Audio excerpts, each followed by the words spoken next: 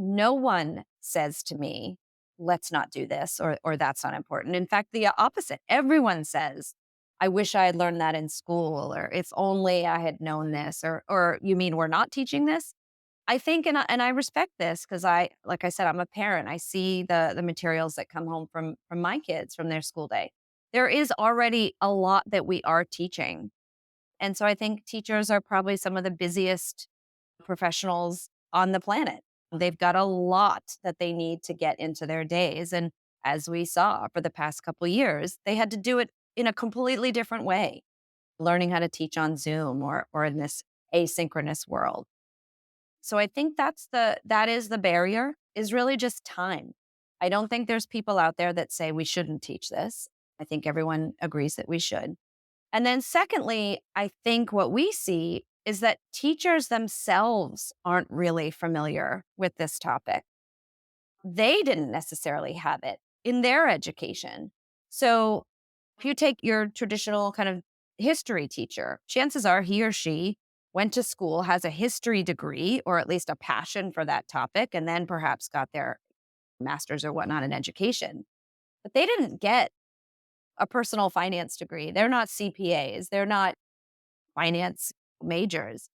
And so they feel somewhat with their hands tied behind their back because they now have to teach this and they've never had that topic themselves. So that's something we are trying to change. Yeah, FitMoney, we provide a lot of professional development to teachers. There are other phenomenal nonprofits out there doing the same. Because if we can get them comfortable in this topic, then we have a much better chance of actually getting their buy-in and saying, you know what, this is important and let's find the time. Now, are you teaching them from the standpoint of, all right, we need to drastically improve your financial education, or are you teaching them to be comfortable with what they know because you really do know enough? We just have to reframe that and give you the confidence to talk about how do you make a budget? I mean, you don't have to Hmm. be a CPA or a Hmm. certified financial planner to make a budget. You just have to know, oh, yeah, okay, I do this, this, and this. Right. I mean, it's the basics. It's really starting at the basics. I mean, needs and wants are really important. And I think a lot of teachers could certainly explain that, but maybe they're not so confident in their own decisions. They might not be so thrilled with the way their budgets look. Some obviously do great at this. Credit scores and reputations, when you're talking about loans, perhaps they have more loans than they'd like because of their career choice or whatnot. I mean, you never know, obviously. And another thing is financial behavior is somewhat personal because it is so different for everyone. There are those foundational principles that we know: spend on your needs before your wants, but not everyone necessarily does that in the same way. So I think it is something that they do need to learn how to teach, and also then just build that confidence that they are the right people to do it. There is a debate. Is this something that should be taught in the home, or is this something that should be taught in the classroom? At FitMoney, we believe it's a real marriage of both, to be honest. Parents and caregivers are the ones from day one that are interacting with their children. And then it really needs to move over into the classroom to really ensure the most equitable access to this topic. I couldn't agree more. I was speaking with Dr. Ashley LeBaron Black. She's a BYU professor, and she's in she's a BYU professor in family study, Hmm. and she focuses on finances within the family dynamic. Hmm. And she was saying a few things that were super interesting to me. One of which was that children learn more about money from their parents than they do from school, work experience, their peers, and Hmm. media combined. In one sense, is shocking, but in the other, it makes total sense because they're with their parents for 18 straight years. Of course, they're going to learn. It doesn't matter if you're teaching them or not, they're learning. So we know that. And then what we really dug into was this study that she completed last year, which was dissecting, okay, well, how do money savvy young adults learn about money best? Like, what did their parents do that was the most effective? So, lecturing, not that effective, modeling, effective, but the most was providing experiential learning, whether it's through allowance or, having a money day where you sit and talk and then they have ownership over money, like just providing experiences. The conclusion that she came to was from an educational standpoint in classes to marry those things, like you're saying, right? It's like this Venn diagram, most effective pieces in the middle. that schools would benefit the most by integrating parents into the process. So you're in this school world. I'm kind of like on one end of the Venn diagram, right? And I'm like all about the parents, a lot of because of what she's saying and what she believes. And you're operating in both spaces, but predominantly in the school. But how do we get those things to combine inside of the middle piece of that Venn diagram? How do we get parents involved at school and with the teacher? That's such a great question. So we started as an organization that was servicing just those teachers, again, because we felt that the most equitable access was in a classroom. Think about all the parents out there that don't know or don't feel confident in their financial literacy skills, whether they're just they didn't have it themselves or they're immigrants from other countries or there's the language barrier. There's a thousand reasons why parents don't feel comfortable talking about this at home. And so we really wanted to equip teachers because they touch all students for the most part. What we saw during COVID, especially and the pandemic, is that children are learning well beyond the classroom almost as equally. And in the last couple of years, sometimes even more often. So what we did is really create those roadmaps for parents to come in. All of our curriculum that goes to teachers has what we call a family conversation guide. And so this is meant to go home and to actually include that caregiver, that parent saying, here's what we learned today. These are the three questions that we went over. Here's some conversations that you can continue this learning at home. And then perhaps here's a fun exercise. And that starts all the way in kindergarten, all the way up through high school. We know that not as many things come home once the kids are older, but we still really encourage that. And like I said, during the pandemic, FitMoney created a game that's really meant to be played outside of class time, K through 6, so kind of 5 through 12 years old. And we really do encourage parents to get involved. A, because it's fun and we think that learning does extend to them, but then it creates that dialogue and they see, as you said, that experiential learning. I don't want to say it's easy because I don't in any way want to belittle this education, but I think sometimes parents make it too difficult thinking, Right. well, I have to take out my mortgage statement or I have to show my 5-year-old my checkbook to really explain this. The contrary, that's actually not the way you would do it at such a young age. You would talk about those life experiences, going to the grocery store, explaining why you choose this over that, or talking about borrowing a friend's bicycle and how are we going to return it on time and in one piece, creating those behavioral aspects that eventually lead into a much more healthy relationship with money. Remind me the name of the game. Called the Super Squad. Right. The Super Squad. And that's available online and it's free for any parent. We are actually now seeing teachers that want to integrate it into school, which is really exciting for us.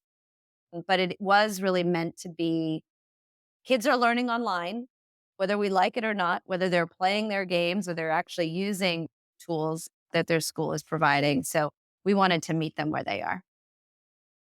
So I played with the game. I went online and I had my daughter register and I used it. And I'm glad that you explained it more because what I was interpreting it as was sort of like an iReady. So I don't know if Yeah, iReady is used nationwide, but basically iReady is this supplemental. I don't know want to I don't really want to call it a game. It's I guess gamified right. learning to some Yep. extent, right?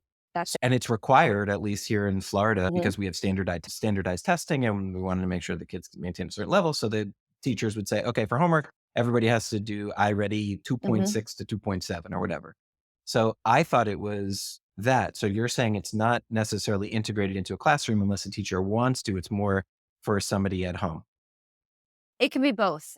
It isn't required anywhere. And one of the Let's get things it required, Jessica. I know, Alec, I agree. I mean, and here bringing us back to the beginning of our conversation about that high school graduation requirement. Again, that's a great, I look at that as the bronze medal. But for us to really get to gold, we do need to start talking about this in elementary because that's when your behaviors are formed. And so, we have to start then. And so this is a really nice way to have that supplemental education that elementary teachers can use really wherever they need. In Massachusetts, and I believe in many states, we have standardized testing. And so for a good portion of the year, teachers are really making sure that they know their math equations, they know their English, they know their science. But when those are over, certainly here in Massachusetts, which is very early May, there's still a good portion of the year left. There's still a month and a half to 2 months of school. And they really need to continue to engage those students. And there's still lots of content to teach. This is where we love the idea of introducing financial literacy at that kind of K through 8 stage and doing it in ways that are fun and really engaging to both the student and the teacher. And if it translates to the home, fantastic. Or after school or really whenever. We wanted to create a tool that could be done in a car ride up to vacation or in after school care. It's interesting. I never read money books to my kids. The Bernstein Bears or Berenstein, Yeah. whatever you say, right? They had some sort of money book, and I was like, this is not very interesting. My kid's gonna like this, and I kind of did away with it. Yet, but I was always comfortable talking about money with my kids Mhm. because that's just who I am. A lot of people aren't, but that's who I am. It was really a financial educator, Rob Phelan, on one of these podcast episodes, and he talked about it. He totally reframed it for me, where he said, look, it's not necessarily then for you, Alec, but there are parents who aren't comfortable having this conversation and they normalize it now in nursery school and in Mhm. kindergarten and first grade. It's a normalized conversation for them. A lot of people need that. And I was like, oh my God, of course it's doesn't, even if the child isn't learning about money or they aren't, it's so much for the parents in the relationship. So I can certainly see again what you're saying about this, it reframes that a little bit for me as well. If somebody can do it together with their child, it Right. normalizes that conversation. Right, and if it helps them, I mean, their parent or the teacher or kind of whatever adult is in the life of that child, I look at them sometimes as our secondary beneficiary. I mean, it's important for all of us to get reminded on why we make certain decisions. We think about kind of our what we call our smart spending module, and it's a lot about advertising. Not necessarily a bad thing. I will Right. say FitMoney really works hard to be very unbiased. Even when we just did a module on kind of buy now, pay later. And we don't want to come out and say, this is good or this is bad, but we just want to empower our students with the knowledge of here's what Pros this and is. cons, right? Here's Pros what and this cons. Yeah, is. And totally. before you utilize this product, understand who's making money and when they are. So we do that with advertising. Why do you need to have that set of that sneakers? Exactly those ones. Well, I can tell you why. And it's okay if you still want to do that. You make that decision, but you should know why you're making that decision. So that's a lot of what we educate on. And again, starting at the young age, because kids especially are bombarded with advertising. I mean, you're a It's parent. How crazy. many times does your kid say, I need to have this? And you've never even heard of it before. And you're wondering, where did you learn about this? Well, guess what? They learned about it, whether it's on the television, on the iPad, they've got it and now they want to have it. Yeah, totally. Going back to what you were saying a moment ago about the curriculum, and you said, these standardized testing. As a parent, and I'm sure you're concerned about this. I mean, I've been concerned about this for a long time. It's like the whole teach to the test. No, I Mhm. just teach my child to be a good human, right? But they're teaching to the test. So just far too often are they doing that. Maybe we need to just change the test. If they're not going to come our way, maybe we need to just get a personal finance section on the test so they just start teaching to that. Would that be a quicker route? I would love that. I mean, I understand measurement. We're a nonprofit. We are completely philanthropically funded. So you better believe that the people who give us their hard earned treasure, whether it's a grant or a donation, ask us, how many people are we impacting? How do you measure success? So I understand measurement. That's part of my job as executive director of a nonprofit. And so I completely understand why schools have to do the same. They have to measure whether their efforts are working. Are they actually educating kids? And so I get that. So there actually is some conversation in my state, and we are hopeful that we can get more of that life skills, which I really think this falls into. There is a Absolutely. lot more being made about even career exploration at a younger age, because waiting until that junior, senior year of kind of deciding what path you want to is proving late. And we've got a lot of kids in college now who are incredibly stressed that they don't have the tools to make these important life decisions. So I think understanding that we do just need to prepare our students for very strong life skills at a much earlier age. And if that means putting it on a test that will get it in the classroom, I think I'm all for that. All right. So, what can parents do? What can we do to further the cause? I know what we could do in our own home, talk a lot about that, but what can we do at our school or local level? We get a lot of calls from PTO presidents or members. I get emails from just a parent who perhaps like you is more comfortable talking about this at home, and so they want to make sure that they are getting this in the classroom, and so that more kids have access to it. If it's not something that the school can do right away, again, we are now providing tools for parents themselves to get this into their home. After school groups, we've seen, especially with the pandemic, children are spending a lot more time at their kind of youth organizations, whether they're the local boys and girls clubs, the YMCAs, even their, fun activities, Girl Scouts, Boy Scouts, etc. Those are all great places to learn as well. If I may, we recently formed a phenomenal partnership with the Girl Scouts, which is one of the largest organizations for entrepreneurship kind of training for young women. And financial literacy is a big part of that. And so we provide great kind of curriculum tools for them to earn financial literacy badges starting as early as kindergarten. And so the more exposure that we can get to this topic, the more that we can make money not such a scary or a taboo topic. Again, as I've said, we don't have to walk around with our paychecks plastered to our forehead. That's still not going to really ever be appropriate. But we can talk about what's the importance of a credit score and responsible borrowing and spending habits, things like that, that is just so important.